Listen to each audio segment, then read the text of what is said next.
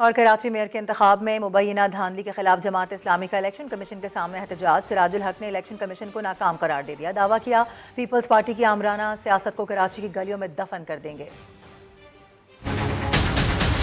Election commission کو پیغام دینا چاہتا ہوں، اس نوٹیفیکیشن کو واپس لے لو اور دوبارہ شفاف انداز میں لوگوں کو گنتی کا موقع دو۔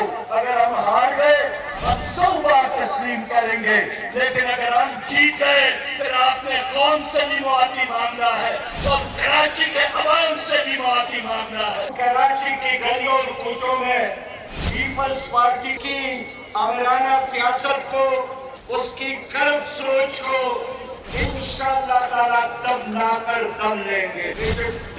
ٹیوب لیڈر ہے، یہ ہمارا مقابلہ نہیں کر سکتے۔ People party P D M P T I اس کا زمانہ چلا گیا، عوام کس کو چاہتا ہے وہی انشاءاللہ